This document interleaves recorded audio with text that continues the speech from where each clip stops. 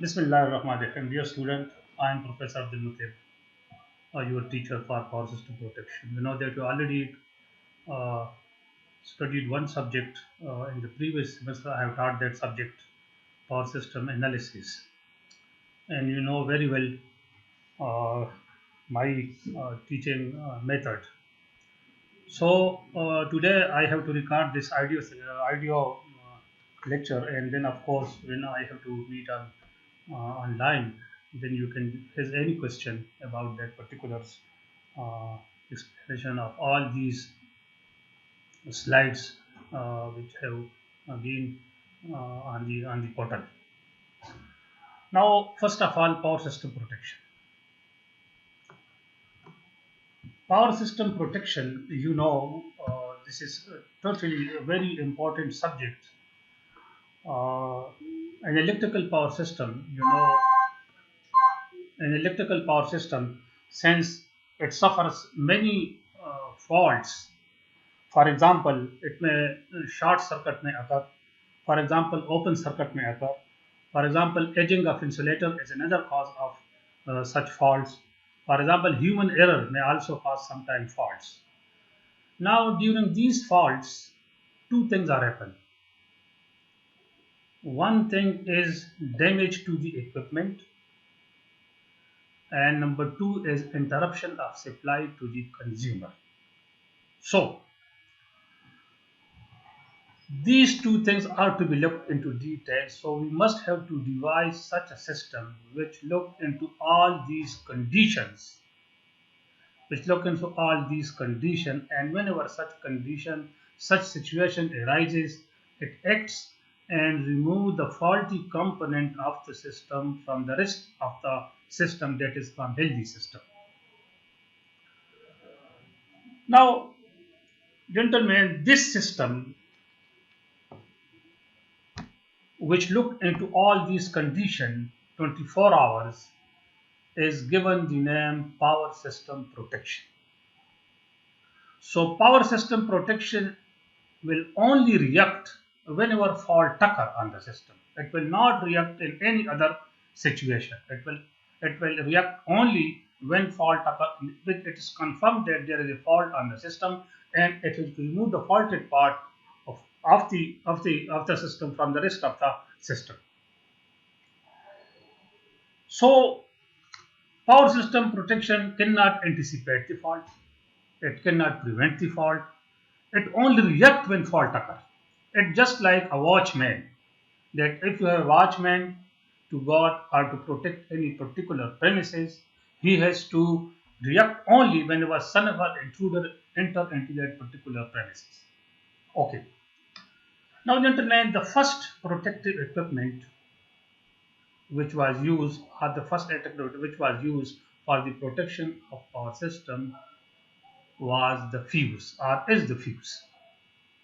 Now, who invented the fuse? Who first used the fuse for protection purpose is not being confirmed. Different people, different scientists, different engineers, and the last 2 or 3 decades of the 19th century and the first decade of the 20th century, this is the beginning era of the use of the fuse as a protective equipment. Later on, at that particular moment, power system industry was not so big. There was no coordinated system. The voltages level was not so high. Later on, when the power system industry developed on a very fast track, a high voltage circuit has been developed, coordinated system were developed, so fuse were not considered to be an efficient way of protection for such a high voltage and high power transmission line or system. So this is, gentlemen, the simple or the background of the power system. Now, the modern system, then the engineer or the scientist convert to the modern system. The modern system, protection system, although one thing more is to be explained at this point, the use of fuse is not totally abundant. Fuse is still used as a protective equipment. All your domestic circuits, all your distribution transformer, like you see all around you and around your home and your area, all these distribution transformers you see, these are protected by fuses. So the one thing that fuses were used about 150 years ago is not being abandoned totally. The use of that is not totally abandoned, but is still used, but and of course in restricted form. Okay. Now the protective system usually the modern protective system usually comprise of 5 components. This is of course the second slide of your let's say this presentation. Number one is current and voltage transformers. Current and voltage transformers, basically these are transformers. So naturally the working of this will be on the principle of the transformer, but these are not the same type of transformers which you already studied in your machine course or in your power system courses. That is the power transformer. These are not called the power transformer. These are called the instrument transformers. These are called the instrument transformer. Now, this topic will also be explained more in the next lecture, maybe second or maybe third one.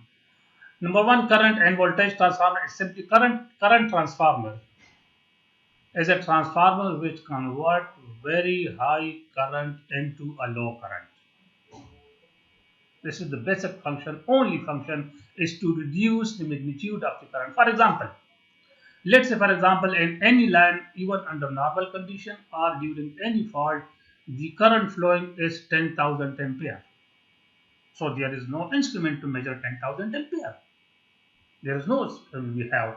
So this is to be converted into a normal current or that current which can be measured very easily or comfortably. So let's say for example if a CT has a ratio of 1000 by 5, 1000 by 5. So it means that if on the primary side we have 1000 ampere, then on the secondary side we will get 5 ampere. So let's say for example if on the secondary side at the output of the CT we get 10 ampere, it means the actual current is 2000 ampere. So keeping this conversion ratio, you can estimate the actual magnitude of the current when you see the output of that particular CT. Okay. This is the brief definition of the current transformer. Now the voltage transformer. Gentlemen, the voltage transformer similarly convert a very high voltage into a low voltage, because it's very difficult to measure high voltages. For example, if you have a line of 132 kV, 132,000 volt cannot be measured with any equipment. So therefore it is to be converted to a low voltage and then we can measure very easily. Now in the voltage transformer we have two standards applied. One standard is a British standard. In Pakistan we follow the British standard. These are all practical things, because this power system is so practical subject that you just learn today and apply after 1 hour. So voltage transformer, I was talking about the standard. The British standard is of course 110 volt output voltage. All the voltage transformer output is 110 volt. The input voltage may be any voltage. It may have any voltage, but the output voltage by British standard is 110 volt. Then the American standard. American has two standards. One is output 100 volt and of course 120 volt. These two are the American standard, 100 volt and 120 volt. But since in Pakistan we are using the British standard, so therefore all the voltage transformer in the grid stations or anywhere you find its output is of course 120 volt. Now you can actually find what will be the input voltage. So that will decide by the transformation ratio of that particular voltage transformer. When you know the actual transformation ratio of the voltage transformer, then you can determine that if my output voltage is this one, what will be the input voltage. So it's for an engineer, it's very easy to calculate these values. Gentlemen, if you have any question about these components, then will I have to interact with you directly, then you can just note all these points and then you can just ask these points so that that may be explained in more detail to you. Okay. Now, then of course we have protection relays. Okay. Protection relay, actually the instrument transformer, that is the current transformer and the voltage transformer, the function of these two transformer is to feed the protective relay. It may be in the form of current, that is from current transformer, or it may be in the form of voltage, that is from the voltage transformers. So if suppose we have a simple overcurrent relay, it needs a connection only from the current transformer. But if you have a distance relay, all these things will be explained to you in the later, because these are new words for you. Overcurrent relay and distance relay, that will be explained in the next slides to you in detail. So let's say for example we have distance relay. So distance relay can be supplied from the current transformer as well as from the voltage transformers. So protective relay has a long details. It is overcurrent relay, it is for distance relay, it is of course IDT, IDMT type of relay. So all these points, you know, I will explain all these points in detail with you when I have an interaction of about 2 hours with you, maybe in the next week. Okay. Then of course circuit breakers. Circuit breaker is the main thing. Circuit breaker is the main component which actually breaks the circuit, and it is very clear from its name, circuit breaker. It actually breaks the circuit. Now, circuit breaker is also in your course in detailed description of all the circuit breaker. We have oil circuit breaker, we have air circuit breaker, we have SF6 circuit breaker, we have vacuum circuit. There are so many circuit breakers. All the details will be given to you. This will be discussed with you, and it will be, of course, you will have to any question, so that question will be answered faithfully. Okay. Then of course the batteries. So batteries are, of course, as I have told you, that the output of the voltage transformer is 110 volt.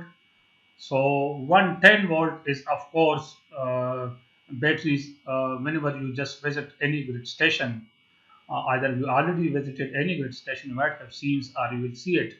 Right? All these batteries racks are actually these are for different purposes for protection system. These are used in the protection systems. Then of course fuses. As I have discussed, fuse is the first equipment for the protection of the power system. So this is about the fuse. More detail will be given to you when you ask any particular question about this.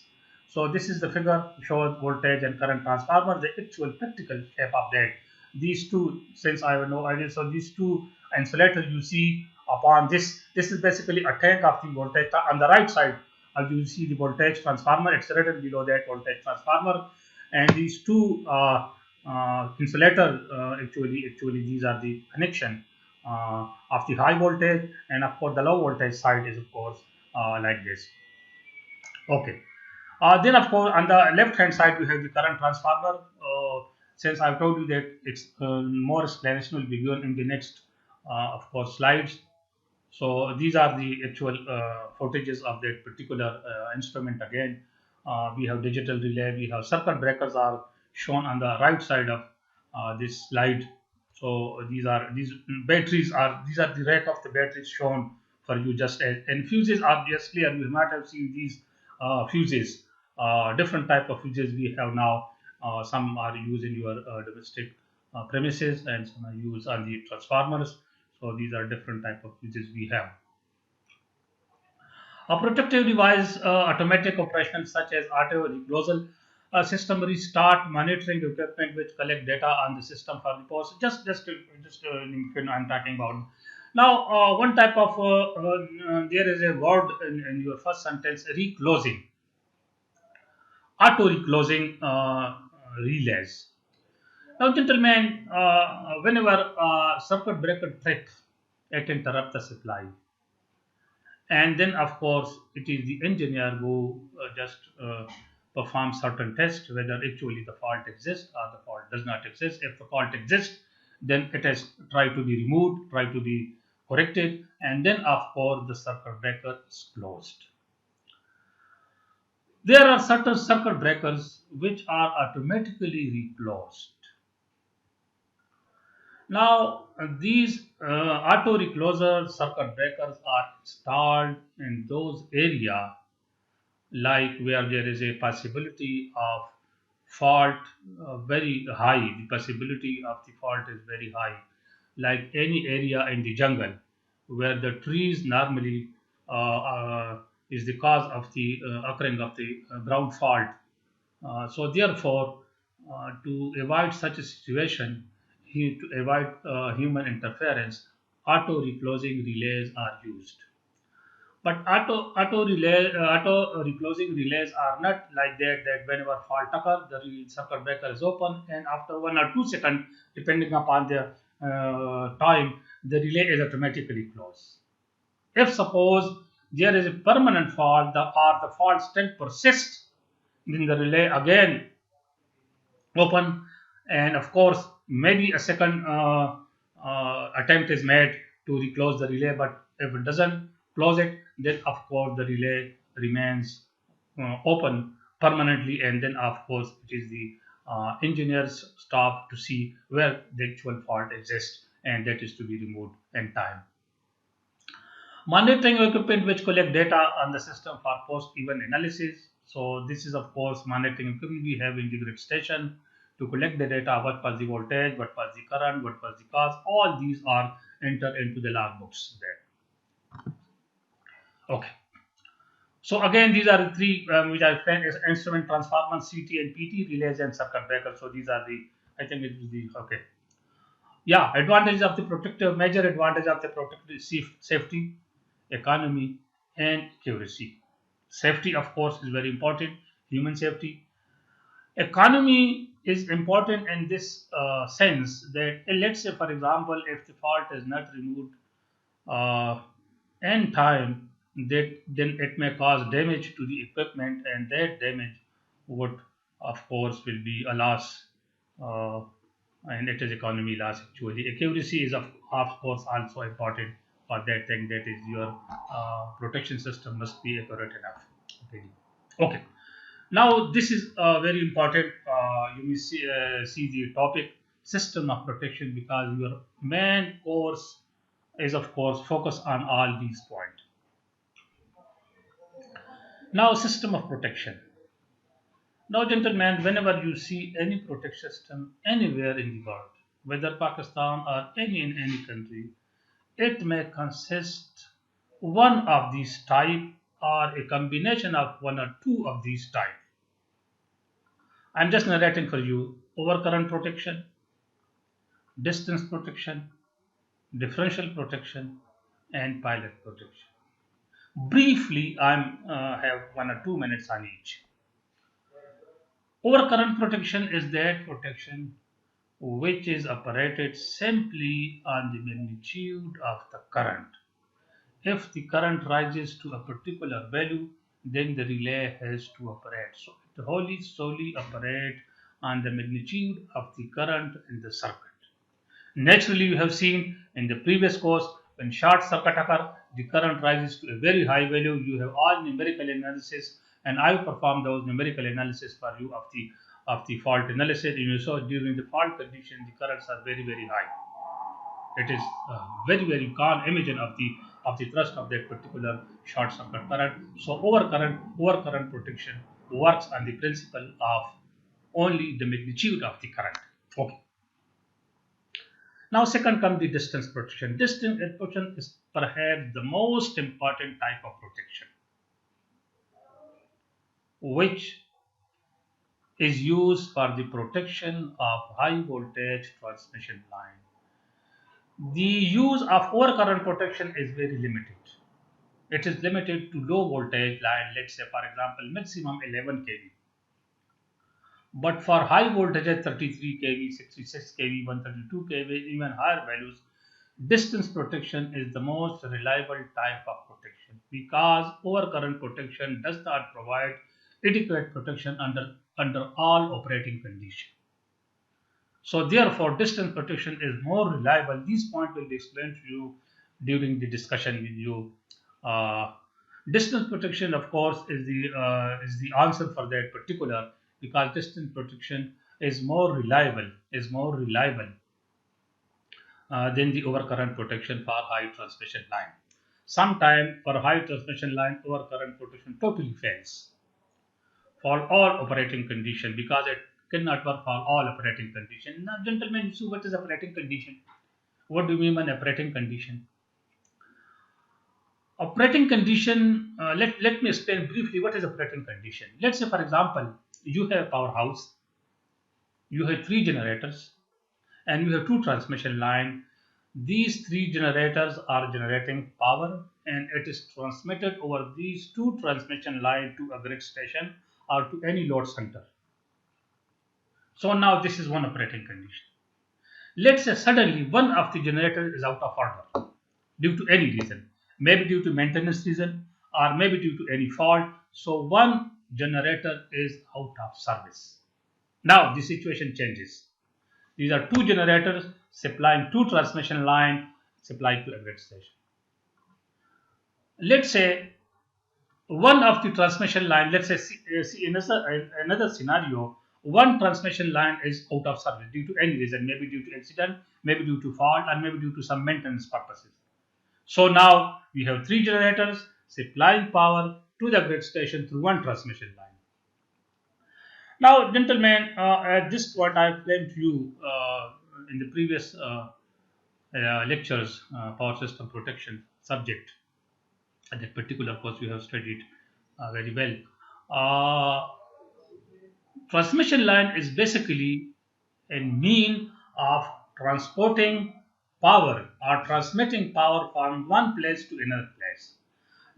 You have some commodity, you have something to transport from one place to another. What you need? You need a truck, you need a loader, so that particular luggage or load you supply from one place to another.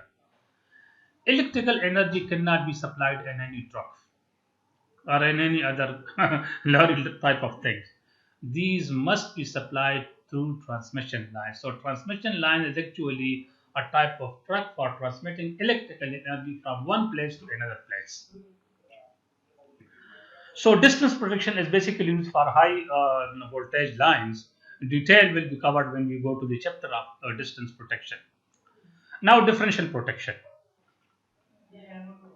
Differential, as it is clear from its name, differential. Differential means it is the difference of two. It is not the differential which is used mathematically, but it is the difference of two quantities. Let's say, for example, we have an equipment and some current is flowing in and some current is flowing out.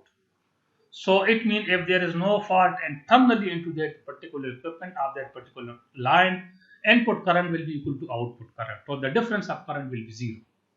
But whenever we have any internal fault during that particular line or equipment, then of course the input current will not be equal to the output current, and the difference of these two current will be used to operate that particular relay and circuit breakers. Now, gentlemen, differential protection, the whole scenario of protection, that point I think I have noted that point to you. One is called unit protection and one is called non-unit protection. These are the main bifurcation between the protection schemes. Unit protection is that protection which is utilized for the protection of any equipment, any component. So that protection system is responsible only to protect that equipment. Maybe the whole system is damaged. It will not care for that. It will just to protect that particular equipment. It is just like the case I'm just giving this example to my student. It's just like that we have given the duty of protecting a particular room to any watchman, and you just ask him, you have to protect only this room. Maybe the whole building is damaged. You don't care about that, but you have to just protect this particular. So this is called unit protection. Non-unit protection is, of course, is that protection which react when the fault occur anywhere in the system. For example, let's say we have this premises of the university, and we have our protection system installed. You have seen in these verandas we have fuses, and we all these miniature circuit breakers are being installed to protect our this local domestic local circuits. Let's say, for example, a fault occur here, and our protection system fail. What will be the next scenario? The next scenario will be this fault will travel through transformer, and then we have a protection of the transformer, and that particular protection system will act and clear this fault. But if, let's say, that protection fails, then it will go to the grid station and it will go onward. So there is a hierarchy of protection. So this type of protection is called non-unit protection. Differential protection is basically a non-unit protection. It is installed for the protection of only one component or only one equipment of the power system. Let's say the protection of a transformer. Let's say the protection of a generator. Let's say the protection of a particular motor, or let's say the protection of a particular section of line. So these type of protection is, of course, done by differential protections. Now next for is a pilot protection. Gentlemen, pilot protection, we have two or three versions of this pilot protection: simple pilot wire protection, carrier current protection, microwave protection, and of course fiber optic type of protection. So it is the modern type protection. It is actually the let's say in Pakistan we have one line protected by this carrier current protection between Tarbela and Sheikh Mohammed Gate Station. We will give some touch to this protection also in our course, inshallah. Okay. Now there are some essential condition of protection system. There are some performance criteria or performance parameters by virtue of which we can judge the performance of a particular protection system. There are so many, but only we have taken only three, four of them. That is selectivity, reliability, sensitivity, and fast operation. So all these definitions are given to you. The selectivity, the quantity of the protected relay by which it is able to discriminate between a fault in the protected section or normal condition. It should be able to distinguish whether a fault lies within its zone of protection or outside its zone of protection. So now it's very much clear from this that the relay must have this ability to distinguish between the fault in its own circuit or its own zone or it is anywhere else. So this is called the selectivity of the relay. It should be able to distinguish between a fault lies within its zone of protection or outside the zone. Detail will come later on when we have discussion with you and for slide G. Reliability. Gentlemen, this reliability is basically a mathematical term. It's actually measure the how much this particular equipment is trustworthy. So it is sometimes it is actually measured in terms of percentage, how much it's reliable. So a protective system must operate reliably when a fault occurs in its zone. The failure of protection system may be due to failure of any one or more element of the protection system, CT, PT, protective relay, circuit breaker, and batteries.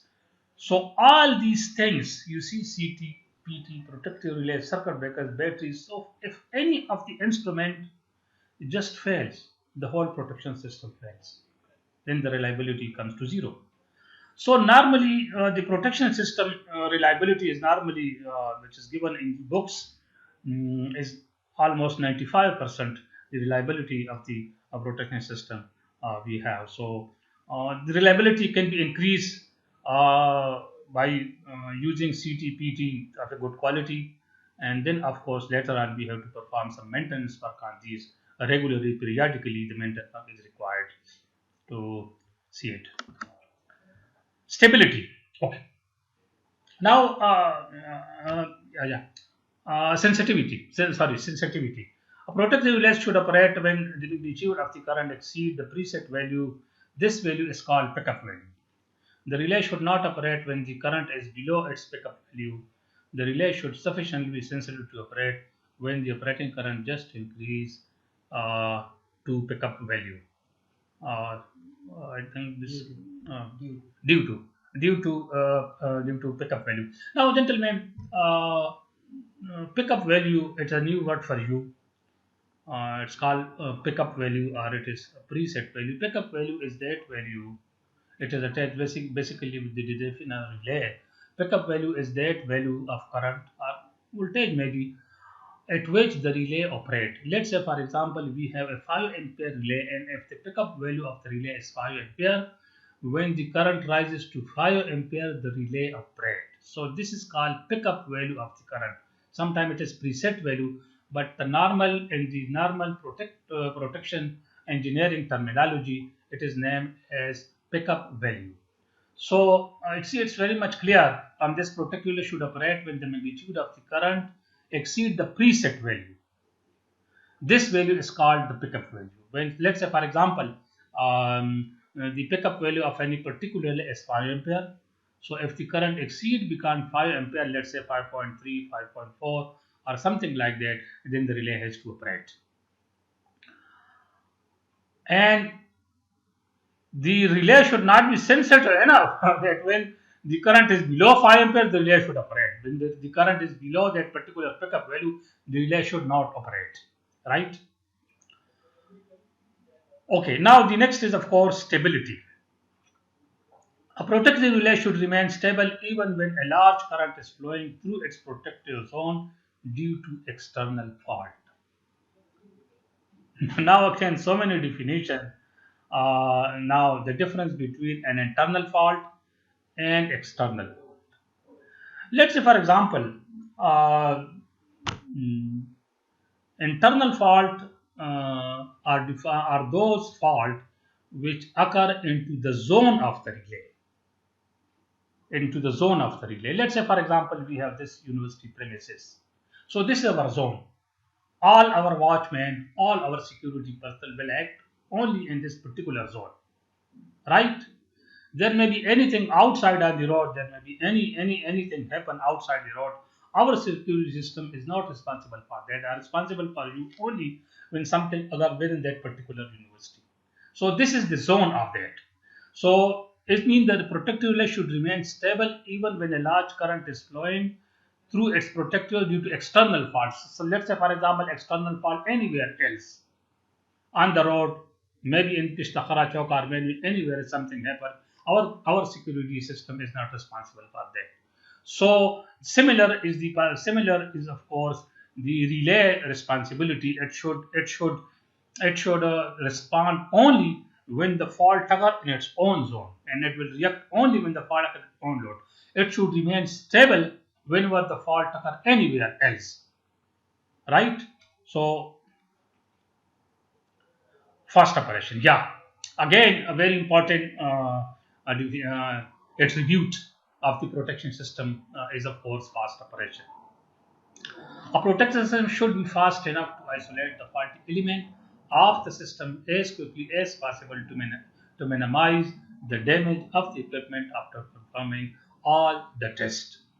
Now, in the previous 2 or 3 slides, you have seen that the current should be greater than the pickup value, number one. The fault should be in a particular zone. So when all these 2 or 3 things are confirmed, that the fault is in my zone and the pickup value is more than the operating value of that, the actual value is more than the pickup value, the fault value is more than the pickup value of that particular relay, and then the relay will not have to wait for a long time, that I will operate after 1 hour, operate for 1 minute. No, it should operate quickly as possible. And the normal operation of the relays, the normal now modern type of relay is they operate in less than zero point 0.1 second and less than 0.1 second. So it is not to wait for a long time, for minutes or for so many seconds. It is a fraction of a second, and which have to take action and will of course remove the faulty part of the system. Otherwise, if this operation is not being done, there may be a lot of damage to the system. Thank you very much. Sumrat.